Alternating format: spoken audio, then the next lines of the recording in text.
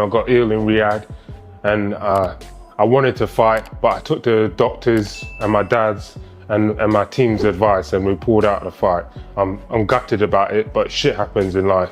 But I'm back now, guys, and I can't wait to give you guys some fight. I'm willing to give everything I've got, everything I've got left now at this stage of my career, and you know, become two-time heavyweight. How are you getting on with Daniel, by the way? Do you even speak much? Like, how's it go? Yeah, you know what? I'm actually surprised. He's completely different to what he portrays, like what people think he actually is. Like, no, I was surprised. It's a disgrace to the sport of boxing. I don't know how or why he's got this shot. Don't think he deserves it. Hasn't beaten anybody of any note. Loses all of the big. Daniel Dubois has dropped a bombshell regarding his fight with Moses Itauma, but his words sound less like confidence and more like an escape route. While he keeps hyping shock and surprise, his focus seems to drift toward Joseph Parker to settle unfinished business. To many, it screams hesitation. Dubois appears rattled by the looming threat of Moses Itauma, hiding behind old excuses rather than standing firm. Stop his fight at Parker. You know, go through him. So, you know, there was no plan behind this. This just happened, and you know, if he wants proof and everything, go and ask the border control doctor that came and saw me. But everyone talking, like, I just want to silence all of that. But I'm just ready to. Daniel Dubois keeps posturing as if he's ready to deck someone, but the subtext screams Joseph Parker. He seems obsessed with avenging that loss while sidestepping Moses Itauma's rapid rise. Fans can see through the bluff. This isn't true hunger, it's diversion, a calculated way to dodge the real threat who's been calling him out all along. After the Parker thing, that I'm ducking people, but right now I just want to deck someone. So you'll have any one of those names right now. Hey? I said you'll have any of those names right now. And just as Dubois rattles off names, Moses Itauma steps in with a very different perspective. With composure, Moses exposes the gap between Dubois' public bravado and private reality. He expresses surprise at Dubois' meekness in camp, noting he is hardly the monster fans expect. While Dubois plays the tough guy in interviews, Moses sees a man unsure of himself, quietly sidestepping the inevitable clash the world is waiting for. It's literally styles makes fights, doesn't it? Yeah. And I think Dubois, his style is one of my trickiest. So yeah, it gels. Even Joseph Parker sounds unconvinced as talk of Dubois facing Moses Itauma next grows louder. Parker's hesitant tone reflects the whispers spreading around the gyms. Dubois is stalling. Though Parker understands the politics, he subtly hints at the truth. Dubois would rather circle back to old names than step into the ring with the young lion everyone feared. Best if it did happen, but as you know, boxing, there's a lot of things that happen behind the scenes that we don't really know of, we don't really hear of. And there's things always being lined up, but I'm not too sure.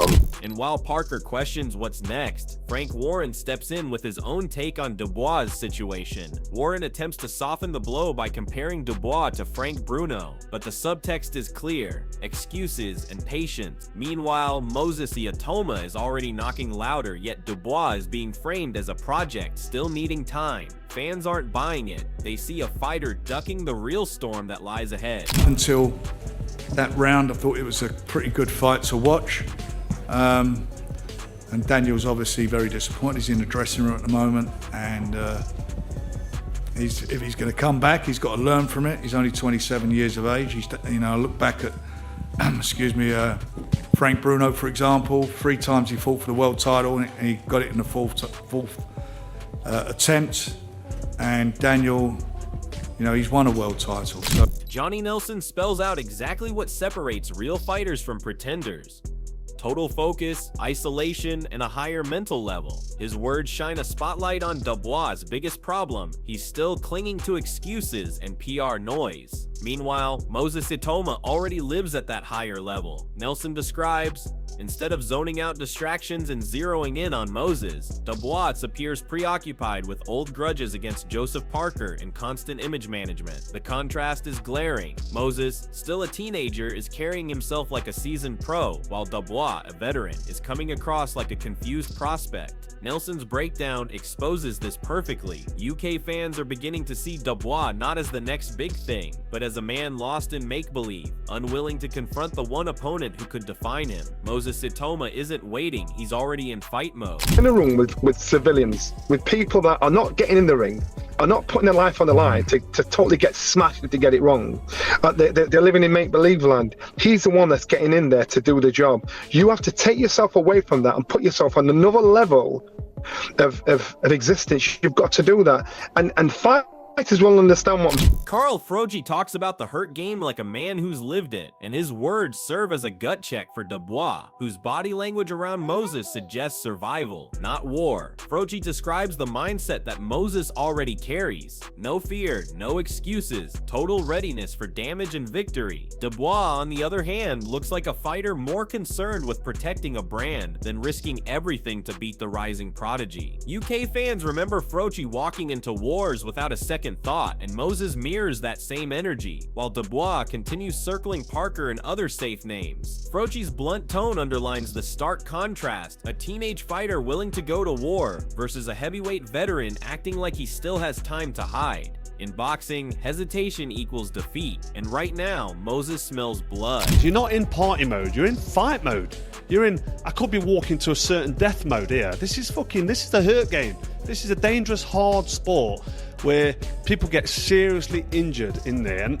And when you're fighting, you want to be in the mode of fight zone, fight mode.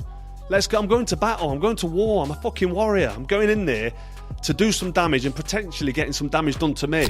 Frank Warren's vague answer confirms what fans already suspect: no Moses Itauma fight yet. Somebody in the top 10 is matchmaking code for another soft landing, not the teenage phenom everyone's demanding. Warren knows Moses is a nightmare for Dubois right now, and his meandering statement only exposes that fact. UK fans are growing tired of the stall tactics. While Moses is desperate to leap levels and prove himself against anyone, Dubois is being steered, patted, and repackaged like a fragile prospect. Warren frames it as careful planning, but to boxing fans it's simple avoidance. And the longer Dubois delays, the worse it looks. Moses is chasing greatness, while Dubois keeps circling safe names. Each top 10 placeholder erodes his credibility. If he continues dodging, Moses will move on, and Dubois will be remembered as the man who blinked first. To make it, yeah, sorry. I'd like to, yeah. And we'll see, but he'll fight somebody in the top 10. And we've also got, coming back, Daniel.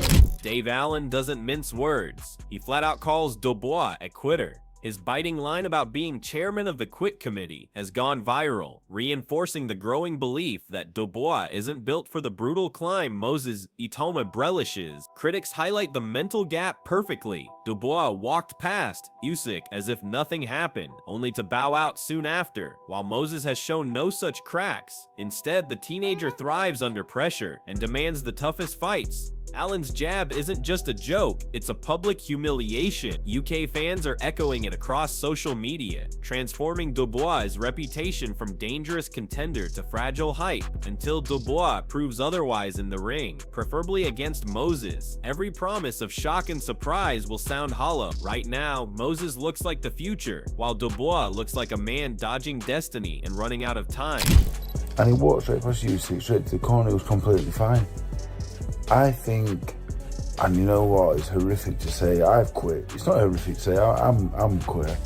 I'm chairman of the Quit Committee. I'm top quitter, I guess.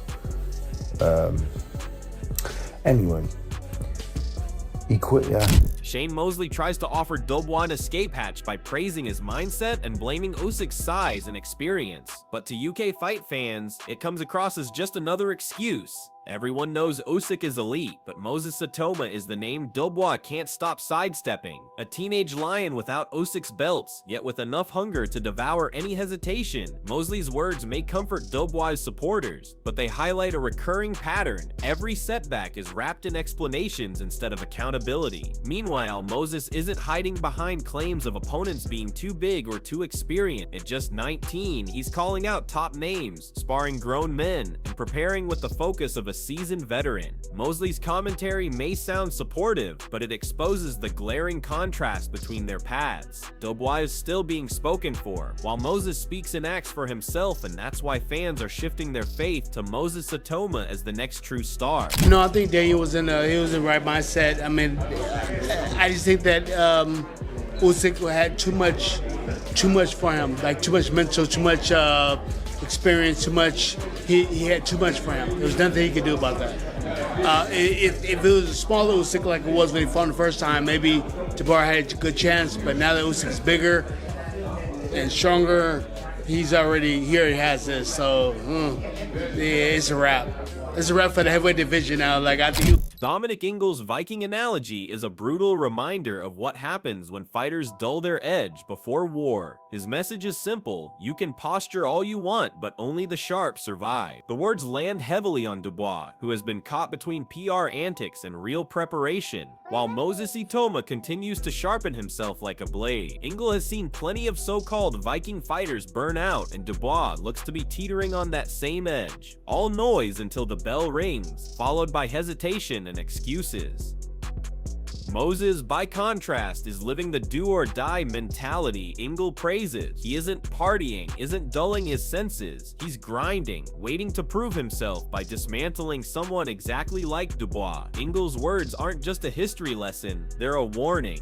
Either become the warrior or become the cautionary tale. Right now, Dubois risks being remembered as the man who acted like a Viking, but never stepped into the true battle everyone wanted. Some people used to party before battle with the Vikings, and it used to get pissed up and, you know, dull the senses and then go and have a fight. But they were going to proper die if they, you know, if they were into battle. It was a do or die situation.